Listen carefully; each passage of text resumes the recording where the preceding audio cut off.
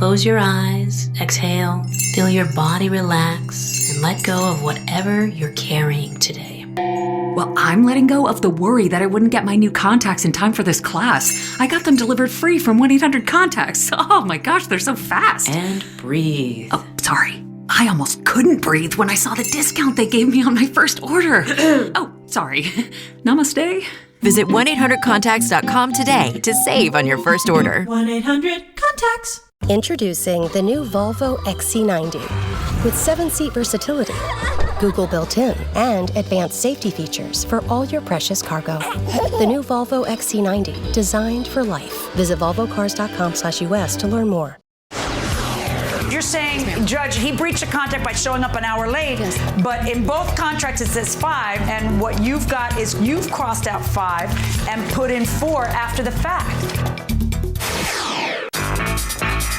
These are the plaintiffs, Gerard and Josephine Maury. Josephine says she hired the defendant, a DJ, for their wedding day party, and the slackjaw messed things up big time. He didn't pay attention to any of the meticulous details they went over beforehand. Her special and meaningful day was ruined, and they want their $1,300 returned immediately.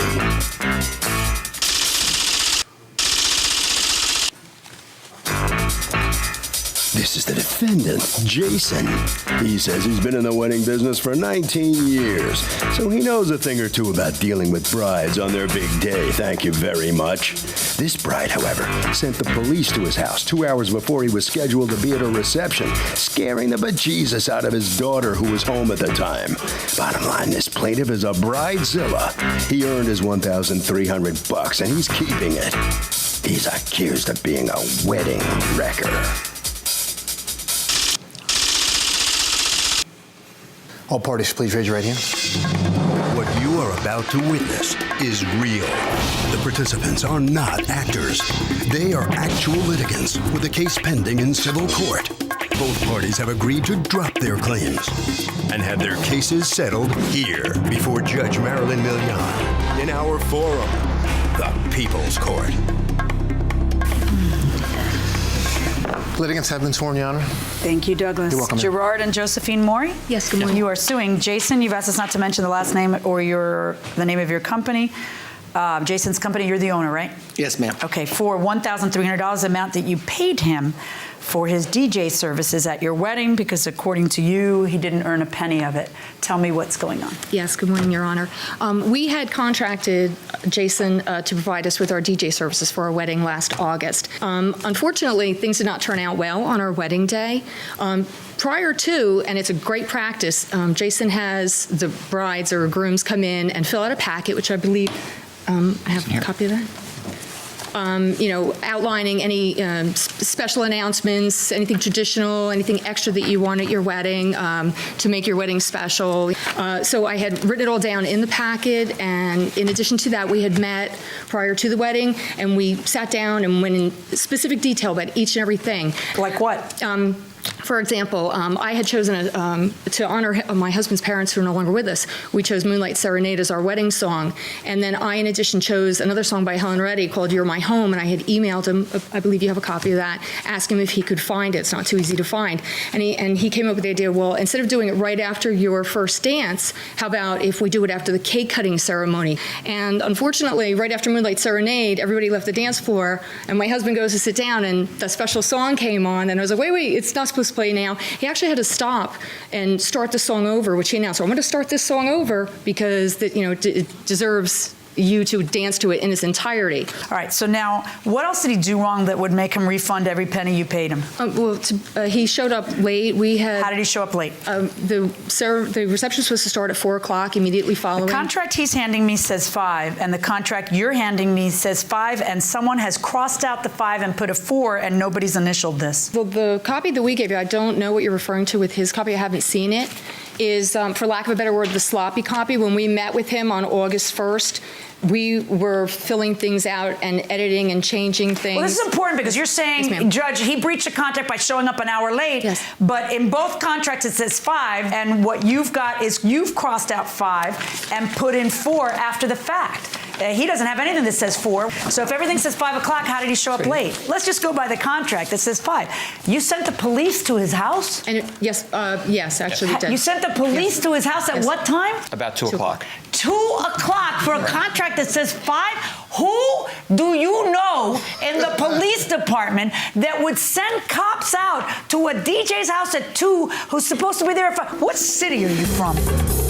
What city? Berkeley Township. Where? Berkeley Township, down at the Jersey Are there Shore. absolutely no crimes in Berkeley Township? Yes, there are, Your Honor. That would. Yep. Then why are the police going to get your DJ because he's not 3 hours early to your wedding? How's that happen? A well-being check. Huh? A well-being check. Because he had promised us. You tell the police that you're worried he's had a coronary because it's 2 o'clock on a contract that you have that says 5. You tell him, I think something may have happened to our DJ. Yes. He may be dead. You need to go there and check out. Who's the daughter?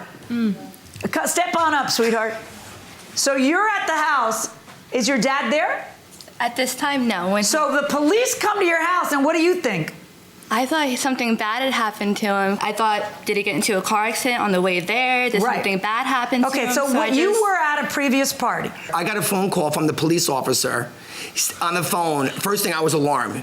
He goes, "This is Berkeley Township Police." I'm like, "Yes?" He's like, "Well, where are you?" I'm like, Do you know somebody in the police department? Yes, Your Honor, I do. Of course you do. Why aren't you honest with me? Because that colors to me the rest of your testimony. I am being honest with you. I asked you why it is that they went, and the real answer is because you've got a friend in the police department. Who's your friend in the police department? I'm retired from the police department. Oh, you yourself are retired from the police department. Now we understand why the police are banging his door at 2 o'clock when you have to be there at 5. Okay, when you get there, what happens? so I get there. My DJ, which I have his testimony, was there. I called him up and said, "Get there now. Obviously something's going on." So when I get there, he states that the best man, this is where it gets interesting now. So the best man is about 6'2", I would say 275 pounds, yelling at the DJ at this point. He's saying, we're going to sue you. Do you have an affidavit from him? What were you grabbing? Yes, Let me see the affidavit. Absolutely.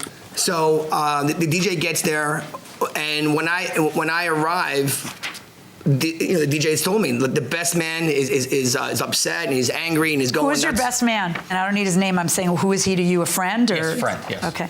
So is he a former cop too? Yes. Is he a present cop? Yes, he is. Okay. When I arrived, the best man came up to me and said, "You guys are extremely late." He also stated he had called the Berkeley Township Police to search for Jason. He vows to sue Jason for being late. The manner in which he spoke to me was very rude and boisterous. When does the best man tell you he was there and he's having these arguments with him? What time? What happened was we were outside taking pictures, and that's when it happened. Do you ever talk to the bride and groom to smooth it over? Well, I couldn't because I had Lurch. Oh, the best man, I apologize. And again, this guy's in my face at this point, yelling in my face. Now I'm looking up like this gentleman. I'm like, oh my God, he's a monster. What's he saying to you? Well, he's saying that you're late and exactly this and get outside and blah, blah, blah. And Wait, get outside and do what? Well, I don't know, maybe a fist fight before the wedding? So I asked the gentleman. At this point, Amanda was there. Were you a witness to this? Come on up, Amanda. Switch places with the daughter. Who are you, Amanda? I'm his girlfriend. I'm also the executive secretary of the company. How much older are you than his daughter? We're about 6 years apart. You and the daughter? Yes. How apart are you two? 10 years. 10 years or so. So go on. I came with him to the wedding to make sure everything was going to be okay. And when we went into the facility, the best man came up to him in a threatening manner and started yelling What's at him. in a threatening manner? Just yelling, "You're late, you're late"? He was right here, and he was yelling in Jason's face, and he was getting louder and louder and louder. I kept stepping back. Jason kept stepping back, and going forward. At that point, I stepped in between them because I'm like, you can't do this right before a wedding. Like this isn't good. The best man then said, "I want to see the contract. I want to see the contract. Give me the contract." So then you show him the contract. What's the best man say? Oops. He goes, "Oh, I'll be right back." Really? He had said, "Don't move," like I was being arrested. "Don't move. I'll be back." And then don't move? Oh, what am I gonna do? Welcome back to the People's Court. Harvey 11 here. Is there too much pressure on brides to make a wedding perfect? Yeah. It's that special day, and you have to make sure that everything goes off without a hitch. You married? Yeah. Did yours go perfectly? It did. Okay, lucky you. What do you think? Too much pressure? It is, but it's all up to the bride and how much pressure you want to put on yourself, I think. I'm not married myself, but... Yeah, but generally, too much pressure put on a bride when you plan it for a year. You'll turn into a bridezilla. That's what I'm saying. Yeah, I've been there. And did you enjoy your wedding? No, it was the most stressful day of my life. It was supposed to be the most beautiful day. You see? You see? Going inside the courtroom. Well, did the best man bring you the contract and show you that it said 5? No, he did not. But you know the contract says 5, right? When did you realize that? May I clarify that? Just answer my question. When did you realize a contract said 5? I guess when we got back from our honeymoon and looked at or the next day, actually. Okay. Looked at it. So, but you feel that there's more that goes wrong than just this late thing, that the evidence doesn't work too well in your favor. You say there's more that went wrong during the reception. You've told me about the song that was played out of order. What else went wrong? When we had our first toast for the bride and groom, we didn't have an opportunity. I don't know if anybody was given the opportunity to get drinks in our hand. We're actually toasting with votive candles in our hand because we didn't have drinks. Can I just ask you a question? How long were the toasts? Traditional, we love you, and let's toast. Yeah. No, that's not traditional. Traditional is they start telling some ragged stories about you, and it takes a few minutes. Well, how is it that no one is pouring you a drink? Because I would have gotten up and handed you my drink at that point. I just don't think that's a DJ's fault if you don't have a drink in your hand. But the coming an hour late would be. So I need to see the email, the text, the contract, where he is committed to you to 4 o'clock. I see nothing. Unfortunately, Your Honor, when we had the final meeting with him before the wedding at his office, that's when we said 4 o'clock, that the reception would begin. Watch this. Did anybody ever tell you 4 o'clock? No, ma'am. Right. And then when we met with him at his office after the wedding, he couldn't produce the paperwork. He said he couldn't find it. Okay. Anything else that you wanted to add? Yes, I have a list, Your Honor. In addition to the song playing at the wrong time, we didn't have the blessing of the meal, and in which case my husband approached him about that because, again, our faith is very important to us. And so why didn't you wait for a blessing? What happened was that, again, before I started playing, the best man had instructed me, anything from this point forward, run it through me. And at this point, he did not get back to me. At this point, the buffet was open. That makes no sense. You're making no sense. And you got a lot of excuses for a guy. You know, that's kind of an important part. It's important to me, too. It would be very important to me if the blessing didn't happen. It's important to me also. Yeah, well, okay. Excuse me, Your Honor. All right, what else is your complaint? All right, my father, unfortunately, is no longer with us. And before he passed away, he had made a sign for me that said, live well, laugh often, love much. And in order to honor my father, Jason was supposed to ask everyone to please open up your favors, take out the candle that you believe you should live your life by. Should you live well, laugh often, or love much, and light it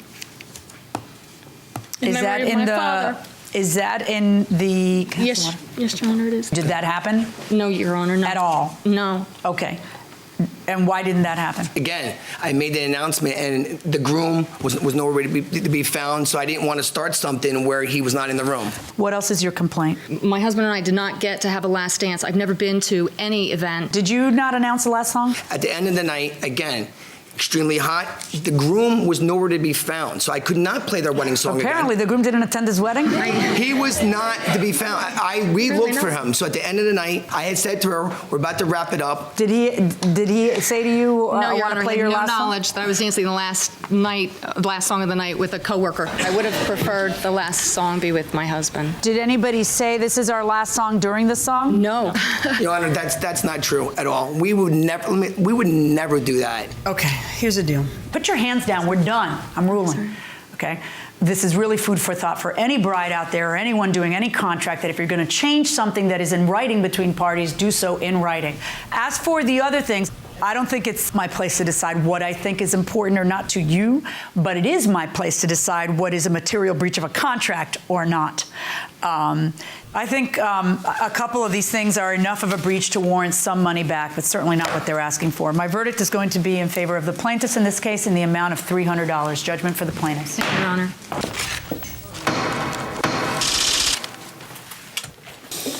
So here they come out of the courtroom, the happy couple, and With $300 from your lawsuit is what you got out of that. That's correct. You satisfied how this comes out? I'm a little disappointed in light of the fact that, we did have that pre-wedding where everything was completely outlined. Everybody understood at that meeting what was going to happen, and that, went by the wayside. You can't ever go back and get your wedding again. And all right, well, how was the day? How was the big day? We enjoyed it up until everything going wrong, which pretty much started from the moment that we had to try to find our DJ, which was difficult at best. Should I say welcome to married life to him, or would that be wrong? No. Not the first time. No. All right. Head right down this way. All right. So come on in here. Here comes the DJ. You're not the DJ, right? No, I'm the MC. How are you? The MC. Hey, yes. How are you? All right, good. So take over and host this little hallway segment. Okay. So make a long story short, we did the best we could to accommodate the bride and groom. I wish the bride and groom all the best of luck. And again, our company is about integrity and honesty, and we always do the best thing for our clients. You did forget a few things at the. We didn't forget about it. It was the event. We didn't forget about it. Again, we were waiting for some guidance, a little bit of instructions with everybody else. Wrap it up. Yeah. Harvey? It's not always an all or nothing proposition when somebody breaches a contract. In this case, if the bride got some value out of the contract, which she did, you just apportion what she got versus what she didn't. That will do it for this case. Litigants for the next case on the way into the courtroom right now. Shh. Hear that? Big waves are calling. Dive into refreshment with Kona Big Wave. Tropical flavor and the taste of aloha in every drop. This summer, don't just listen. Join Kona on the Big Wave Bonfire Tour. More information at konabigwave.com/bigwavemusic. Kona Big Wave. Liquid Aloha. Copyright 2025 Kona Brewing Co., St. Louis, Missouri. Mahalo for enjoying responsibly. So good, so good, so good. Ready to rack to school and save big? Get to your Nordstrom Rack store today for thousands of deals from just $20. Because I want to look fresh. How did I not know Rack has Adidas? I got a new backpack. Score everyone's favorite denim, sneakers, boots, and activewear from Nike, Levi's, Steve Madden, Madewell, and Free People. Great brands, great prices. Everyone's got a reason to rack. Shop Nordstrom Rack and make it the best school year ever. This is the plaintiff, Deborah Amafidone. She says the defendant was her tenant, and let's just say things didn't go so smoothly when he lived there. In fact, another tenant of hers vacated because of the very loud fights coming from the defendant's apartment. When he finally moved out, he left an awful mess. He didn't pay the rent in full, and she's suing him for the $2,010.77 she's owed.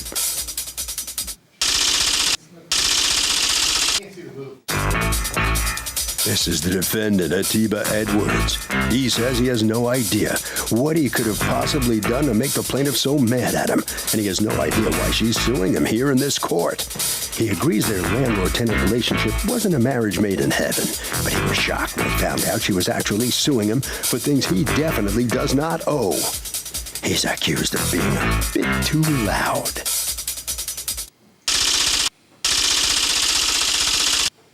All parties, please raise your rating. Welcome back to the People's Court. Next case on the docket. The plaintiff was the defendant's landlady and says the dude was so loud, fights and all, that other tenants bailed. And he was a slob to boot. But the defendant says he has no idea why she's so pissed. It's the case of loud and proud. Litigants have been sworn, Your Honor. Thank you, Douglas. Okay, Deborah Imafidon, you are suing Atiba Edwards, your former tenant? Yes, ma'am. Okay, for $2,010.77 that you say he owes you in damages and rent and storage costs. Tell me what's going on. Good day, Your Honor. On November 27th, I responded to an ad on Craigslist placed by Mr. Atiba Edwards. They were looking for a room. I have a 2-bedroom apartment that I'm trying to rent. So I emailed them. Okay. So I ended up renting the 2-bedroom apartment to them for $850. Okay, a so month. far, is that accurate? $850 a month? Yes. That was your agreement with her. All right, and then what happens?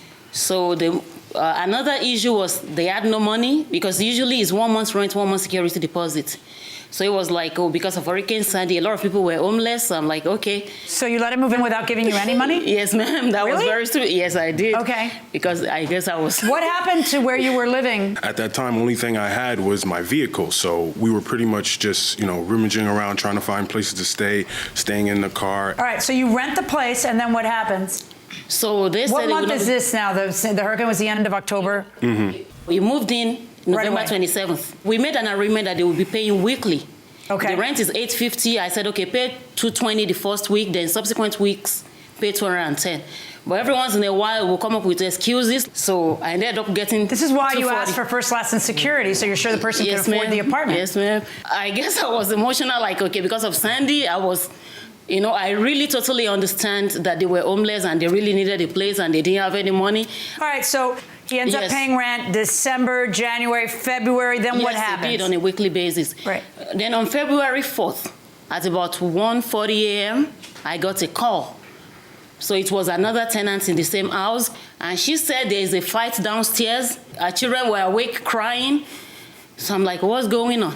So I So said, do you call the the police? cops. Yeah. So she said, okay, she will call the cops, but she didn't feel safe, so she said she had to leave the house that night. Okay. What was going on? Me and my girlfriend had an argument. Physical? No physical. Well, it sounds like it was physical because the neighbor is calling the landlord at 1:30 in the morning. It sounds like people were being banged around. So what happens?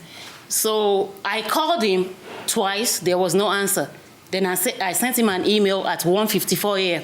The following morning, he responded to the email apologizing for the noise, saying that it was a situation. I have the email here if you would like to read it. Yeah, let me see it. I actually have the copy of the same email. It has come to my notice that you and your girlfriend are disturbing the peace of the neighborhood by engaging in physical altercations. It was so bad. It's so bad that the tenant on the second floor is considering moving. Any damage to the apartment would be paid for by you. That's what you were worried about, damage to the apartment? Not that he's going to kill someone there? All right, that is why pictures were taken when you moved in. One more report of this nature, you will leave me no other choice but to evict you. You have been warned.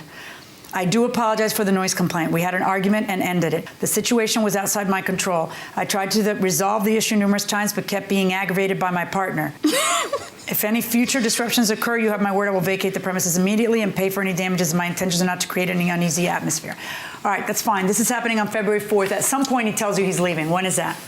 That was March 6th at about 10:30 p.m. He called me and was crying on the phone, telling me he had to leave, that his girlfriend was making life difficult for him. He was crying uncontrollably, so I was like, what's going on? So I told him, calm down. So where exactly are you going? He said he was going to Brooklyn. This is Newark. You're going to Brooklyn this was going to 11 at that time. Like, I said, okay, just calm down. So I told him the directions to my house, like, okay, to your you can house. come over. Yes. To your house. Yes, to her house. So I It said, shocked just me. come over. But- Did you go? Yes, of course. Why, of course? Well, I had received a phone call. I called my mother as well. I had received a phone call that I was to come to Brooklyn because that's where most of my family stays. So I was to come to Brooklyn. but Received a phone call from who saying you were to come to Brooklyn? My mother, after I called her after the incident, because I called her before I called the landlord. Okay, I'm sorry. Stop. You had a fight with your girlfriend. Mm-hmm. You call your mother, and your mother says, come to Brooklyn. Mm-hmm. Then you call your landlord at 10:30 at night. Why are you calling your landlord? She's not a... Well, I told her that as soon as a situation would arise, that I would vacate the premises. So you have and to that I call would- her at 10:30 at night to tell her I just had a fight with my girlfriend?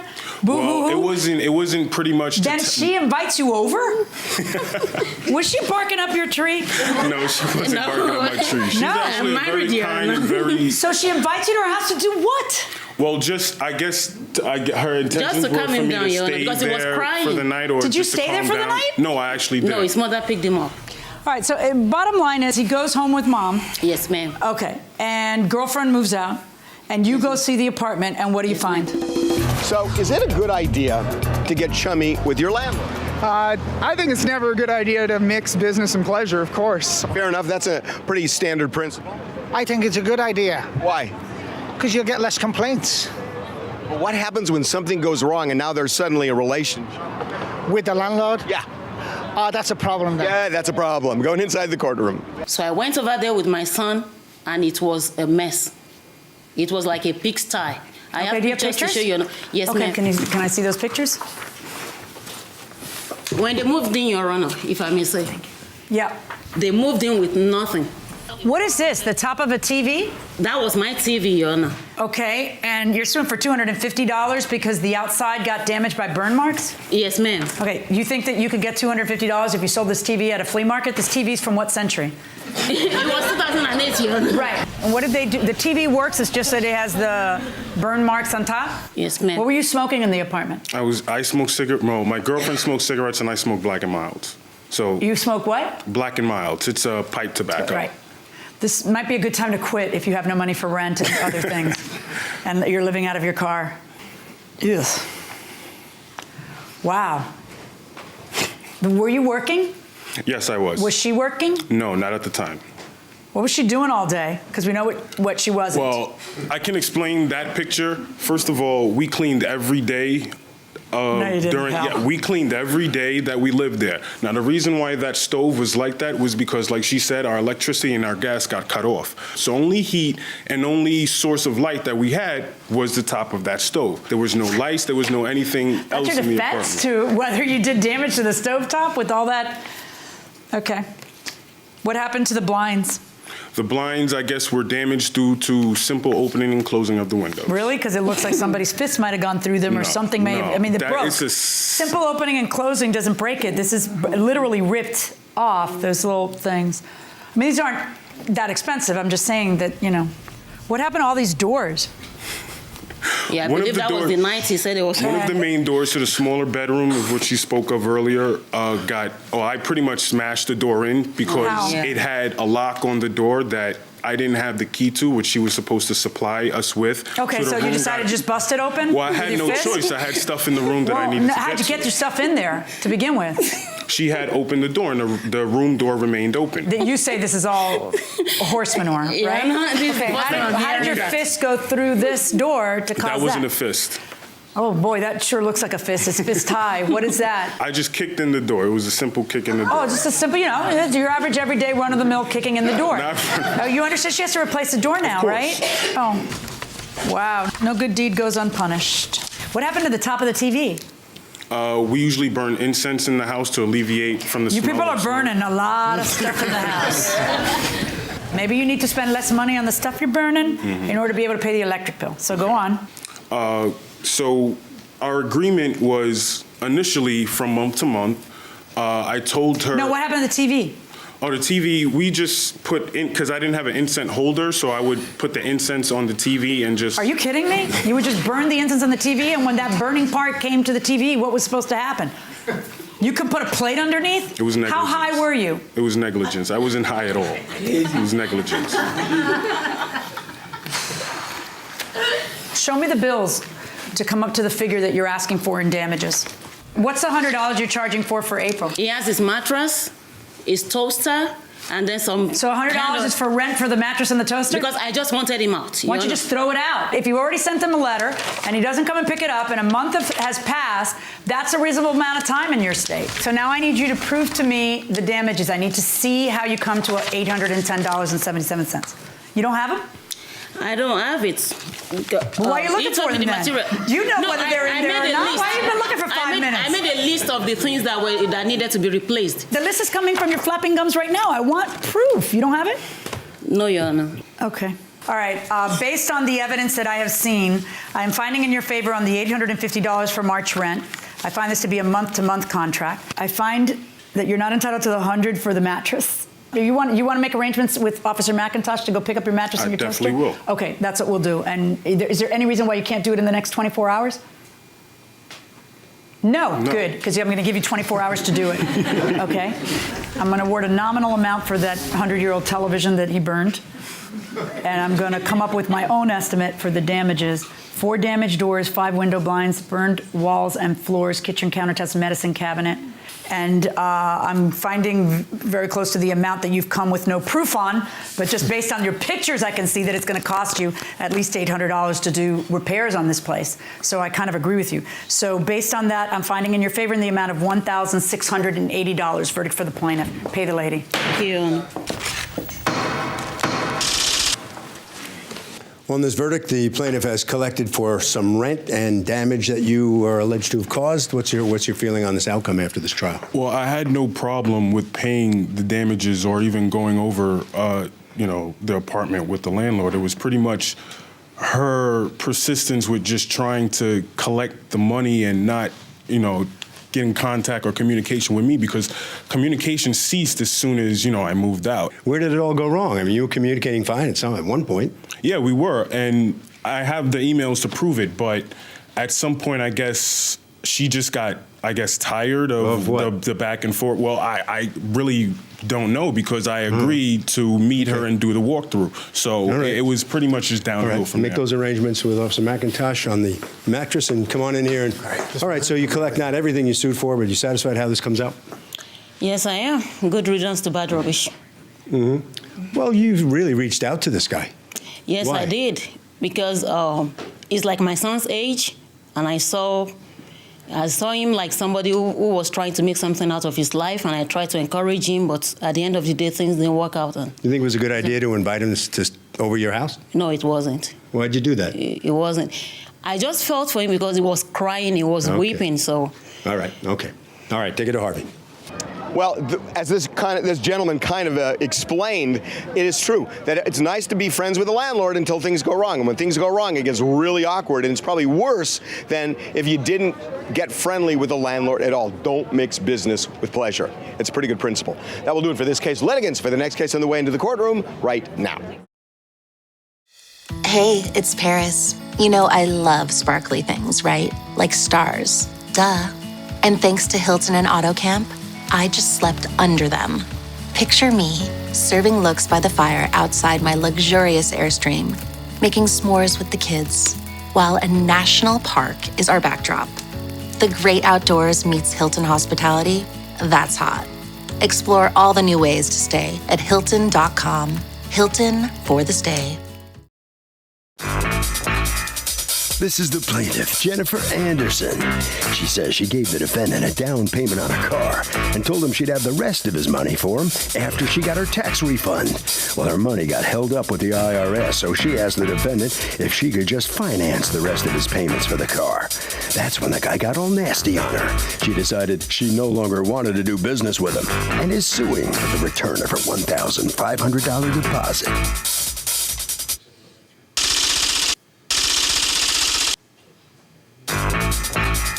This is the defendant, Steve. He says the plaintiff came to his car dealership in February, gave him a down payment, he held the car for her for 52 days, and then she tells him, never mind? Come on. What kind of a fool does this girl think he is? He tried to help her out, tried to work with her, and now she's turning around and suing him? Please. He's accused of being a bad car guy.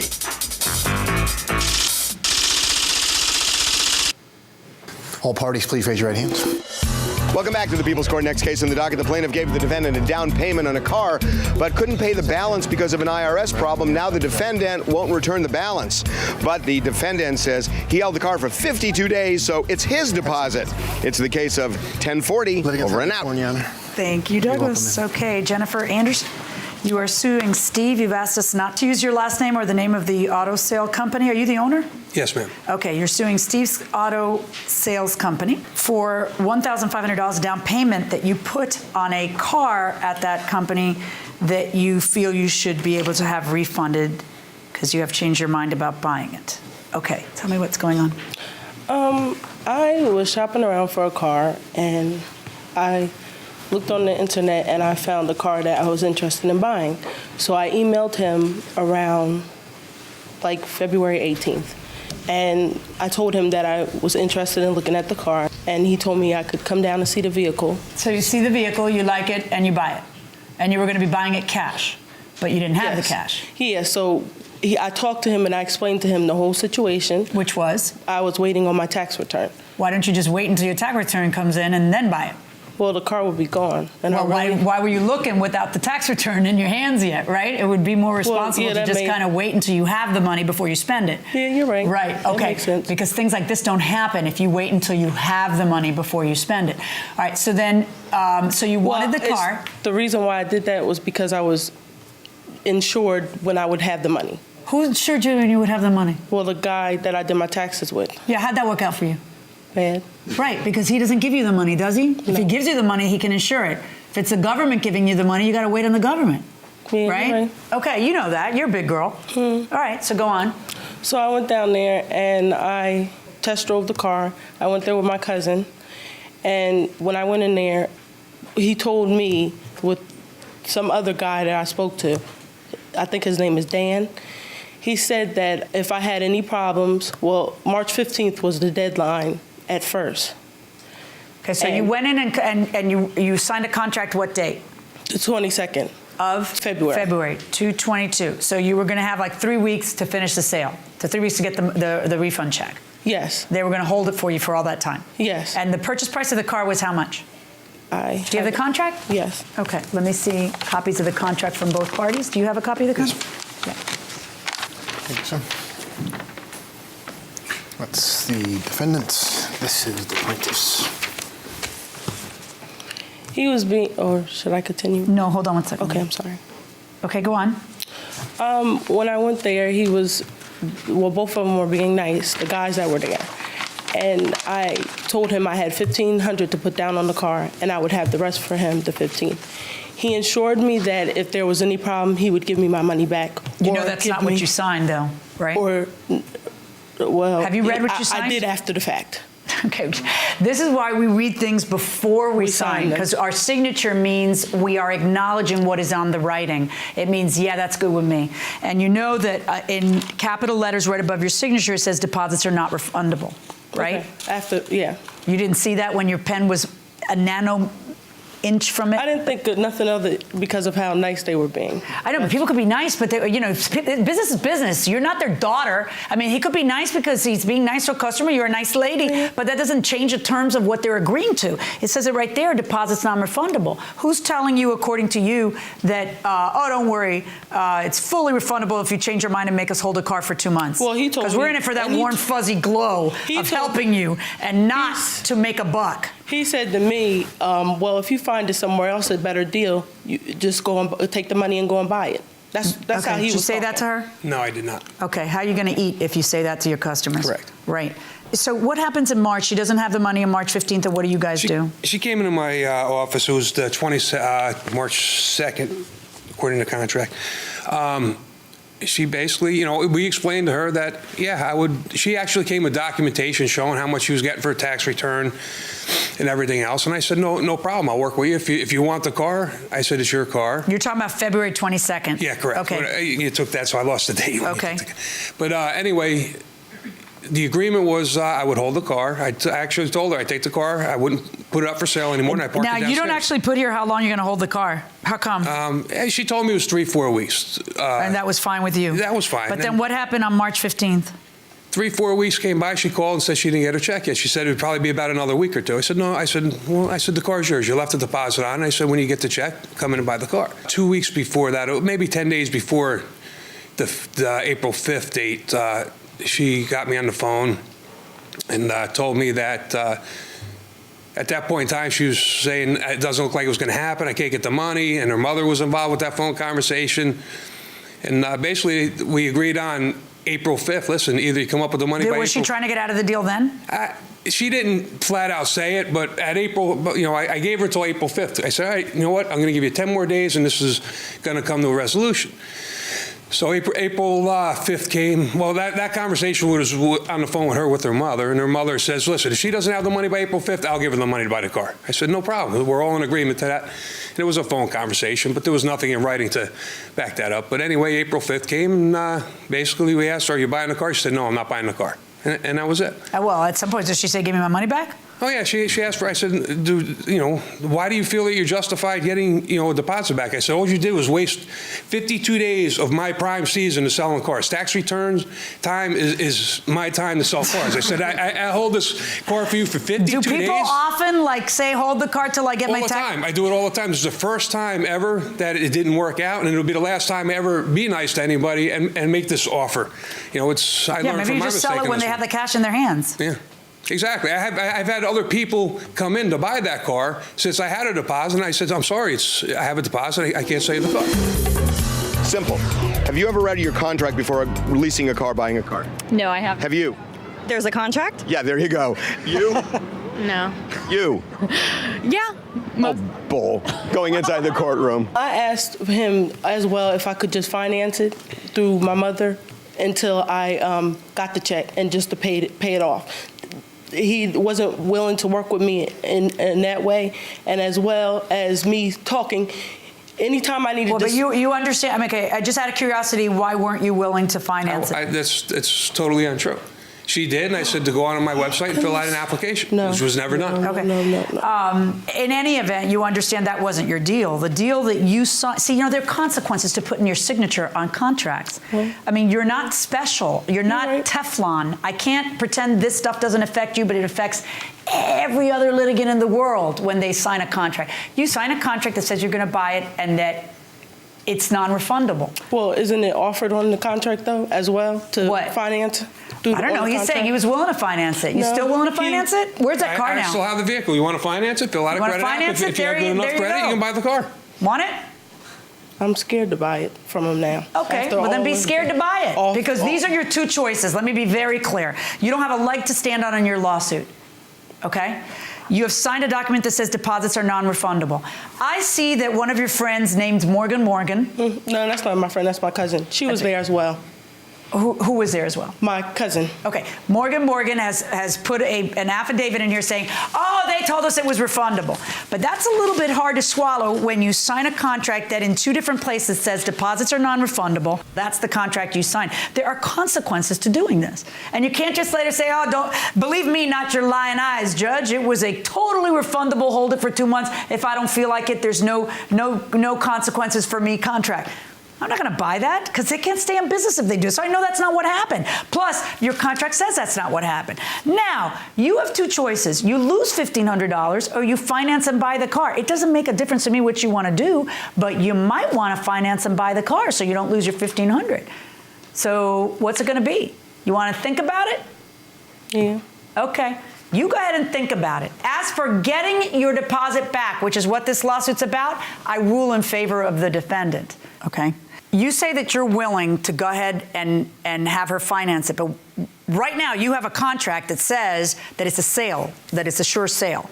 On the bottom of that contract, it says if you don't get financing, then you get a refund. But you understand that if you don't get financing, you don't get a refund because you didn't have a finance deal. You understand what I'm saying? Your deal was an outright purchase. So him being nice now and saying he'll change your deal and let you try to finance it, you do understand that if your credit is denied or your mother's credit is denied, that doesn't mean he now has to pay you $1,500. You do get that, right? Yes. Okay, I want to make sure you get that. Now, I also want to let him do something with the darn car, so this is not an open-ended offer. How long do you think it will take you to decide if you want to finance it? A week? Yeah. That should be plenty of time. Anything else you want to do, you need to work out with him now after this. That's my verdict. All right. Thank you. Okay, you're welcome. And so the plaintiff hears the options from the judge, and what's going through your mind about that? Nothing. Nothing's going through your mind? No. All right. Well, you realize that you have the two choices. Lose the $1,500 and just go on your merry way, take it as a loss, or go ahead and finance the car. Those are the two things that you should be thinking about. All right. You have any idea which one you prefer right now? No. It could be either one. You could choose either one? Yeah. Okay. All right. You think about that and head right down that way. All right. So come on in here. What do you think? I think the judge was right on the money with that. And the car's still hers if she wants to buy it. I still do have it, and I'll still deal with her. If she wants the car, she can have it. You're not putting cars away for people at tax time anymore? No, you know what? I'm done with that. Not a tax time. What about another time of year? What about a slow time of year? No? Harvey? You know, look, a lot of people don't read these contracts. At the very least, look at what the terms are for getting your deposit back and the buyback clause. Really, really important.